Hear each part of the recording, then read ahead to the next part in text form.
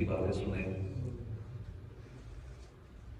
صلو علی الحبیب صلی اللہ تعالی علی محمد صلی اللہ علیہ وآلہ وسلم. بے چین دلوں کے چین رحمت دارین صلی اللہ علیہ وسلم کا فرمان ہے کہ اللہ کے بندوں میں سے ایک بندے کو قبر میں 100 کوڑے مارنے کا حکم دیا گیا. وہ اللہ سے دعا کرتا رہا یہاں تک کہ ایک کوڑا رہ گیا. جب ایک کوڑا مارا گیا اس کی قبر سے آگ بھڑک اٹھی. جب آگ ختم ہوئی اور اس بندے کو افاقہ ہوا اسے فرشتوں سے اس نے پوچھا کہ آخر مجھے یہ کوڑا کیوں مارا گیا؟ انہوں نے جواب دیا کہ ایک روز تو نے بے وضو ایک نماز پڑھ لی تھی، بغیر طہارت کے نماز پڑھ لی تھی، اور ایک مظلوم کے پاس سے تیرا گزر ہوا تھا مگر تو نے اس کی مدد نہ کی تھی.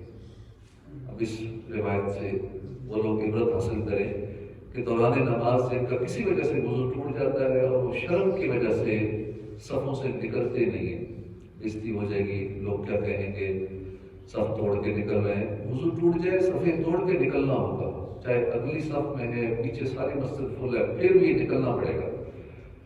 بے وضو نماز نہیں پڑھ سکتے. نماز میں لوگوں کی شرم کی وجہ سے اور قبر میں ایسا عذاب ہو جائے. لیکن 100 کوڑے ٹھیک ہے، اس کا ایک کوڑا رہ گیا، لیکن ایک کوڑا بھی لگا تو قبر میں آگ بھڑک اٹھی، تو آخرت کی سزا کیسے برداشت کریں گے؟ اس لیے جب وضو ٹوٹ جائے فوراً نکل جائیں وضو کر. اب انسان ہے، کوئی بھی معاملہ درپیش ہو سکتا ہے.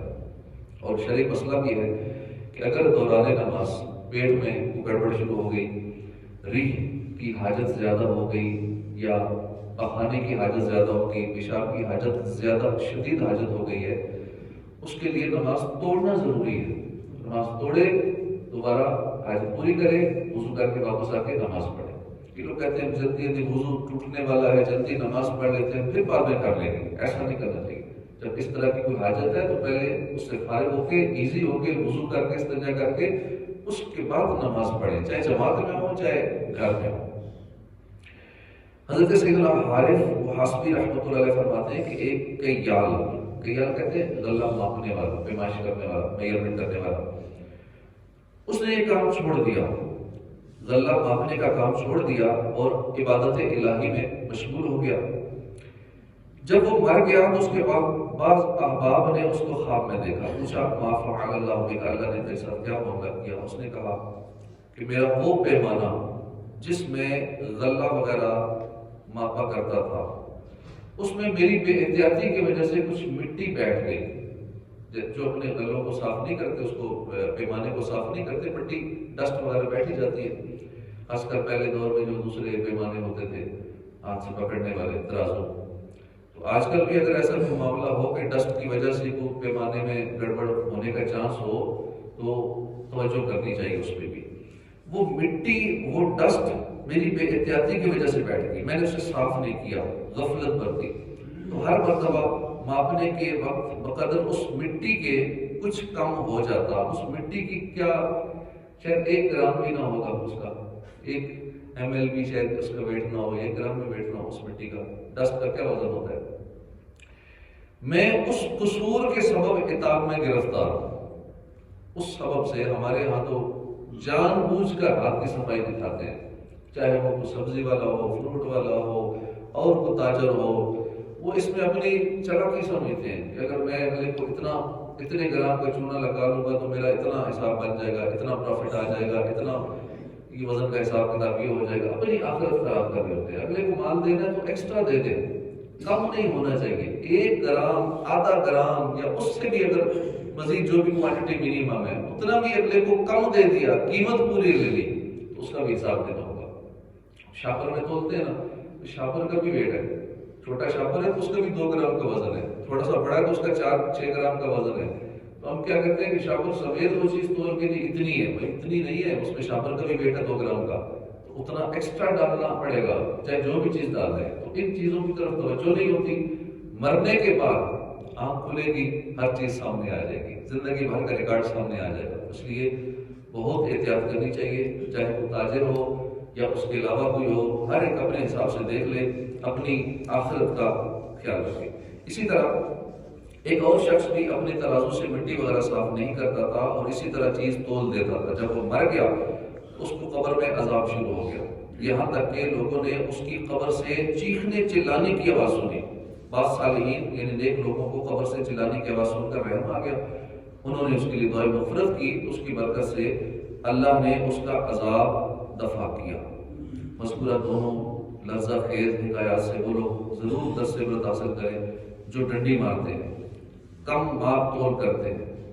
ڈنڈی مار کر کم ماپ کر بعض اوقات بظاہر تھوڑا سا فائدہ نظر آتا ہے کہ میرا مال سیل ہو رہا ہے، بڑی سیل ہو رہی ہے، لیکن برکت نہیں رہتی. اینڈ پہ بچتا کچھ نہیں ہے. تھوڑا وہ برکت والا ہو وہ بہت ہوتا ہے، اس میں سے بچ بھی جاتا ہے. اور لاکھوں کروڑوں کا مال ہے، اس میں برکت نہیں ہے، اس میں حرام شامل ہے، تو زندگی میں بھی بے چینی، بے سکونی، ٹینشن اور آخرت کا عذاب تو ہے ہی. اللہ پاک ہمیں رزق حلال کی توفیق عطا فرمائے. ایسی آمدنی کس کام کی ہے؟ دنیا میں بھی بعض اوقات ایسا مال جو ہے وبال بن جاتا ہے. ہو سکتا ہے ڈاکٹروں کی فیسوں میں مال چلا جائے، بیماریوں کی دواؤں میں چلا جائے، جیب کتروں میں، ڈکیتیوں میں، چوروں یا رشوت خوروں کے ہاتھوں میں یہ مال چلا جائے، اور پھر ساتھ ہی ساتھ معاذ اللہ آخرت کا عذاب شدید بھی بھگتنا پڑ جائے. دن دہاڑے آج کل یہ کام ہو رہے ہیں، دن دہاڑے آتے ہیں موبائل اور پرس چھین کے چلے جاتے ہیں. کل جمعے کے بعد یا قریب ایک گھر سے آئے موٹر سائیکل پر، اس سے موبائل پرس لیا، سر ہم جا رہے ہیں، کیمرے میں بھی آ رہے ہیں. تو دن دہاڑے یہ سارا کچھ ہو رہا ہے. اب ضروری ہم یہ نہیں کہہ سکتے کہ اس کا حرام کا تھا، لیکن ویسے ایک مثال دے رہا ہوں کہ ایسے اچانک رستے میں چلتے رہتے دن دہاڑے کوئی بھی اٹھ سکتا ہے، مسٹر دکھایا جو کچھ ہے جیب سے لیا ہو جا رہا ہے. تو اللہ پاک ہمیں رزق حلال عطا فرمائے. روح البیان میں ہے کہ جو شخص ناپ تول میں خیانت کرتا ہے قیامت کے روز اسے دوزخ کی گہرائیوں میں ڈالا جائے گا اور آگ کے دو پہاڑوں کے درمیان بٹھا کر حکم دیا جائے گا کہ ان پہاڑوں کو تولو. تو آگ اسے جلا ڈالے گی جب تولنے لگے. خوب غور فرمائیے، مختصر سی زندگی، چند دن کی زندگی ہے. ایک بال سفید ہو جائے تو موت کا قاصد آ جاتا ہے کہ بس اب تیار ہو جائے، موت آئی کہ آئی. اب بال سفید نہ بھی ہوں، کم عمری میں بھی تو لوگ مر رہے ہیں، جوان بھی مر رہے ہیں، بچے بھی دنیا سے جا رہے ہیں. تو اس مختصر سی زندگی میں چند فانی سکے حاصل کرنے کے لیے اگر ڈنڈی ماری تو کس قدر شدید عذاب کی وعید ہے. آج معمولی گرمی برداشت نہیں ہوتی تو جہنم میں آگ کے پہاڑوں کی تپش کیسے برداشت کریں گے. خدا را اپنے حال پر رحم کرتے ہوئے مال کے حوث سے دور رہیے، ورنہ مالے غیر حلال دونوں جہاں میں وبال ہی وبال ثابت ہوگا. بعض لوگ کہتے ہیں فلاں کاروبار ہے نیٹ پہ آن لائن، فلاں نے یہ بتایا، میرا فلاں دوست لاکھوں کروڑوں کما رہا ہے، فلاں بندہ یوں کما رہا ہے. سب سے پہلے یہ دیکھو کہ جس طرح کما رہا ہے یہ طریقہ کار حلال ہے یا حرام ہے، باقی معاملہ بعد کا ہے. ایسا اس لالچ یا ہوس کی وجہ سے ہمارا دماغ بہت ہو جاتا ہے کہ ہم شرعی حوالے سے کچھ نہیں بھول جاتے ہیں. اتنی اس میں اٹریکشن ہوتی کہ ہے فلاں بندہ مارا لاکھوں کما رہا ہے، بس فوراً اس کی ٹو میں لگ جاتے ہیں، سیکھنے میں لگ جاتے ہیں. سب سے پہلا کام جو کرنا ہے وہ یہ دیکھنا ہے حلال ہے یا حرام ہے. اور اس کے لیے بھی مفتیان کرام نام لکھتا ہے سنت سے رابطہ کرنا ہے، بھائی فلاں کام ہے، اس کا یہ طریقہ کار ہے. بے شمار ایپس آئی ہوئی ہیں، ایسے سافٹ ویئر آئے ہوئے ہیں، آن لائن اتنے کام آئے ہوئے ہیں کہ دنیا بس ادھر پھنس رہی ہے ادھر پھنس رہی ہے، ہر طرف ہر پوڑ آ رہے ہیں مال کی لالچ میں. اگر جائز ہے تو ٹھیک ہے، کوشش کرنی چاہیے کہ رزق حلال کے لیے، اور ناجائز ہے تو چاہے کروڑوں آ رہا ہو اس کی طرف توجہ بھی نہ کرے. مشہور تابعی بزرگ حضرت سیدنا وہب بن منبہ رحمۃ اللہ علیہ فرماتے ہیں کہ بنی اسرائیل کے ایک نوجوان نے گناہوں سے توبہ کی. 70 سال تک مسلسل وہ عبادت کرتا رہا. توبہ کرنے کے بعد رات کو جاگتا، دن میں روزہ رکھتا، نہ کسی سائے میں آرام کرتا، نہ کوئی عمدہ غذا کھاتا. جب اس کا انتقال ہو گیا تو اس کے بعد دوستوں نے اسے خواب میں دیکھ کر پوچھا ما فعل اللہ بک، اللہ نے تیرے ساتھ کیا معاملہ کیا؟ اس نے بتایا اللہ نے میرا حساب لیا، پھر سارے گناہ بخش دیے مگر ایک لکڑی کا وہ دن کا وہ خلال جس سے میں نے خلال کیا تھا مالک کی اجازت کے بغیر. یہ معاملہ حقوق العباد کا تھا، معاف کروانا رہ گیا تھا. اس خلال کی وجہ سے میں اب تک جنت سے روک دیا گیا ہوں. یہ خلال کی کیا ویلیو ہے، کیا قیمت ہے، کیا حیثیت ہے. بغیر اجازت کے استعمال کیا. جہاں لوگ دوسروں کی جوتے بغیر اجازت کے لے جاتے ہیں، پہن کے چلے جاتے ہیں، یا تھوڑی دیر جو جوتا نظر آیا پہن کے واش روم میں چلا گیا، میں وضو کر کے واش روم سے ہو کے رکھ دوں گا، بغیر اجازت کے استعمال کیا. بغیر اجازت نہ کسی کا جوتا استعمال کر سکتے، خلال تک استعمال نہیں کر سکتے، تو اور چیزیں پھر کیسے استعمال کر سکتے؟ تو لرز جائیں گے، تھرا اٹھیے کہ عابد و زاہد نیک بندہ صرف اور صرف اس وجہ سے جنت سے روک دیا گیا کہ اس نے ایک دن کا اس کی مالک کی اجازت کے بغیر لے کر اسے دانتوں میں خلال کر لیا اور پھر بے معاف کروائے انتقال کر گیا۔ ذرا سوچئے آج کل زندگی کی تو بات ہی کیا ہے، لاکھوں کروڑوں روپے ہڑپ کر جاتے ہیں، نکال کر نہیں لیتے۔ حقوق العباد کا معاملہ بڑا سخت ہے۔ اگر کسی بندے کا مال دبا لیا یا اس کو گالی دے دی، آنکھیں دکھا کر ڈرایا، دھمکایا، ڈانٹ ڈپٹ کی جس سے اس کا دل دکھ کیا، الغرض کسی طرح بھی بے اجازت شرعی اس کی دل آزاری کی یا قرضہ دبا لیا، بلا اجازت شرعی قرض خواہ یا بغیر صحیح مضمون کے قرض کی ادائیگی میں تاخیر ہی کر دی، یہ سب بندوں کی حق تلفیاں ہیں۔ بہت سارے ایسے لوگ ہیں قرض لیتے ہیں اس کے بعد بھول ہی جاتے ہیں۔ کتنے یہاں بھی ہیں ہم سے لے جاتے ہیں، اڑ کے پوچھتے نہیں ہیں لیا تھا دینا بھی ہے، کہتے کل دے دیں گے، کہ اتنے پیسے چاہیے کل دے دیں گے۔ اس کے بعد اپنا ہم شرط کے مارے مال مانگ سکتے ہیں، اب نہ وہ دیتے ہیں، لیکن اب ان کو دیکھتے ہیں نمازی پڑھ رہے ہوتے ہیں، روزگار بھی کر رہے ہوتے ہیں، یہ نہیں دیکھتے کسی کا اگر کچھ دینا ہے وہ ٹائم پہ دے دینا چاہیے، ورنہ ہمارے ذکر و اذکار، نمازیں، عبادات یہ ساری کس کھاتے میں جائیں گے؟ کہ لوگ بڑے دین کی خدمت کر رہے ہیں، بہت کچھ کر رہے ہوتے ہیں، لیکن اس کا ادھار دبا لیا، اس کا مال بھی دبا لیا، معاملات کے حوالے سے، خرید و فروخت کے حوالے سے، ڈیلنگ کے حوالے سے ان کا معاملہ بڑا خراب ہوتا ہے۔ اس لیے کہتے ہیں نا کسی کی ظاہری نمازیں نہ دیکھو، کسی کے سجدے، اس کے روزے، ذکر و اذکار یہ نہ دیکھو، اس کے معاملات دیکھو کہ وہ کیسا ہے۔ کاروبار میں حرام حلال اب چلا رہا ہے لیکن نمازیں بھی خوب ادا کر رہے ہیں، تو اصل ہے بندے کے دیگر جو معاملات ہیں اس سے پتہ چلتا ہے کہ بندہ واقعی نیک ہے یا وہ خالی بس نمازیں ایک عادت کے طور پہ پڑھ رہا ہے۔ تو اللہ پاک ہدایت نصیب فرمائے۔ تو قرض کی ادائیگی میں ہمیں تاخیر نہیں کرنی چاہیے، جس کا ادا کرنا ہے ادا کریں، چاہے اپنی چیزیں بیچ کر کریں، جیسے بھی قرض کی ادائیگی سب سے پہلے کریں۔ امام غزالی کی میں سعادت میں نقل کرتے ہیں جو شخص قرض لیتا ہے اور یہ نیت کرتا ہے کہ میں ادا کر دوں گا، اچھی طرح ادا کر دوں گا، تو اللہ عز و جل اس کی حفاظت کے لیے چند فرشتے مقرر فرما دیتا ہے اور وہ دعا کرتے ہیں کہ اس کا قرض ادا ہو جائے۔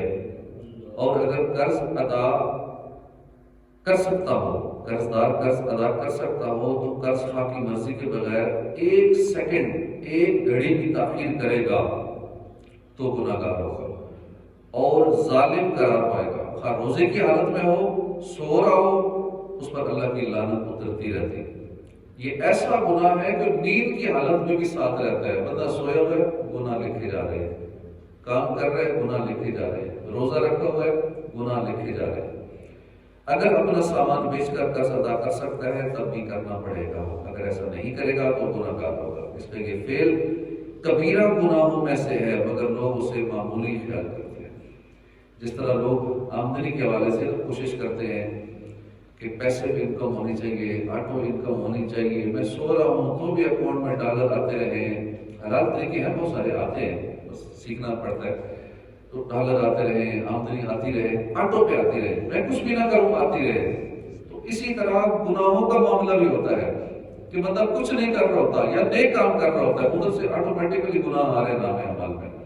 اور اسی طرح نیکیوں کا معاملہ بھی ہے کہ بندہ بظاہر اتنا نہیں کچھ کر رہا لیکن اس نے ایسے کام کیے ہوتے ہیں آٹو انکم کے نیکیوں کے حوالے سے، اس کے نام اعمال میں سوتے ہوئے نیکیاں آ رہی ہیں، اپنے کام کاج کر رہے نیکیاں آ رہے ہیں، اپنی جاب کر رہے ہیں لیکن اس کے نام اعمال میں نیکیاں آ رہی ہیں، کسی اور کی آ رہی، کسی کو اس نے نمازی بنا دیا، کسی کو اس نے نیکی کی دعوت دے دی، کسی نے اس کے کہنے پہ نیک اعمال شروع کر دیے، اس کے کہنے پہ کسی نے گناہ چھوڑ دیے، اس کے کہنے پہ کسی نے اللہ کی راہ میں لاکھوں کروڑوں روپے لگا دیے۔ اب یہ تو خود کچھ نہیں کر رہا، نہ میرے پاس سے دے رہے لیکن اس کے کہنے پہ یہ سارے کام ہو رہے ہیں، تو اس نے ایک قسم کا اپنے لیے آٹو انکم کا ذریعہ ایک سسٹم بنا دیا، ایک نیکیوں کی پیسے انکم کا ذریعہ بنا دیا۔ اور کئی تو اتنے عقل مند ہوتے ہیں، واقعی حقیقی عقل مند ہے ہی وہی کہ جو دنیا سے چلا بھی جاتا ہے، مر گیا لیکن مرنے کے بعد بھی اس کی نیکیوں کا سلسلہ آٹو پہ چلا ہوا ہے، آٹومیشن پہ سسٹم چلا ہوا ہے۔ جس طرح آج کل جدید سسٹم ہے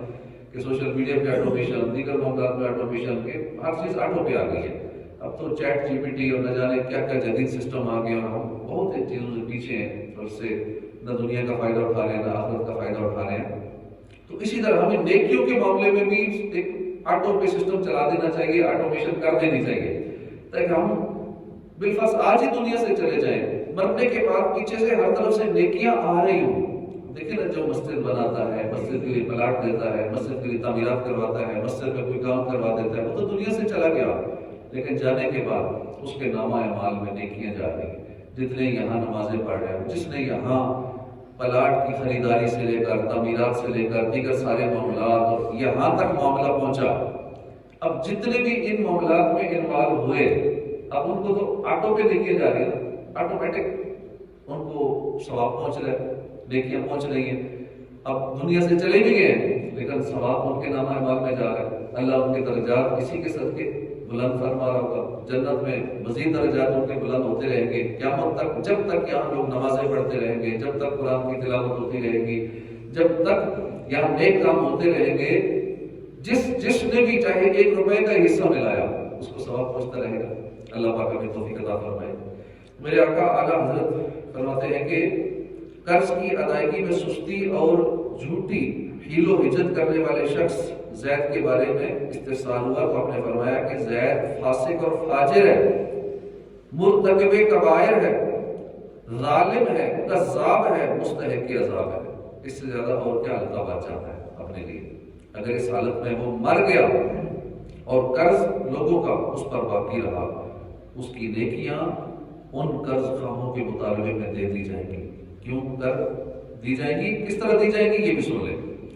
تقریباً 3 پیسہ قرض، اس کے بدلے میں 700 جماعت نمازیں جو قبول ہوئی وہ دینی پڑے گی.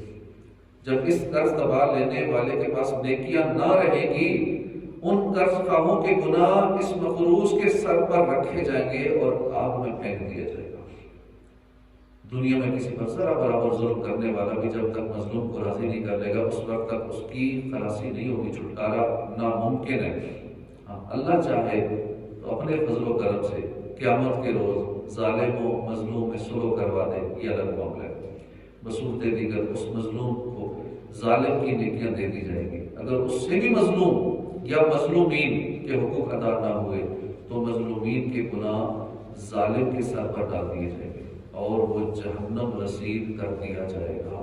جو لوگ پریشان ہوتے ہیں آ کے دعائیں کرواتے ہیں، وظیفے پوچھتے ہیں، فلاں میرا 50 لاکھ کھا گیا، فلاں نے میرے پلاٹ پہ قبضہ کر لیا، فلاں نے میرے گھر پہ قبضہ کر لیا، بیچارے اسی ٹینشن میں کئی امراض لگ جاتے ہیں، ڈپریشن کے مریض بن جاتے ہیں، زندگی بھر کی کمائی کہیں لگ جاتی ہے، بیچارے پریشان ہوتے ہیں کہ آپ کیا کریں. پریشان نہیں ہونا چاہیے. ٹھیک ہے، بظاہر نقصان ہوا، اب پریشان ہو کے اپنی صحت کیوں خراب کرتے ہیں؟ آخرت کا سوچیں کہ اس نے میرے اگر 50 لاکھ کھائے، 1 کروڑ کھا گیا، میرا پلاٹ کھا گیا، گھر پہ قبضہ کر لیا، کاروبار میں میں نے پیسے اس کے ساتھ لگائے تو ہڑپ کر گیا، آخرت میں اسے دینا پڑے گا، نیکیاں دینی پڑے گی. نیکیاں نہیں رہی اس کے پاس، ہمارے گناہ اس کے کھاتے میں چلے جائیں گے. آخرت میں مزے ہی نا.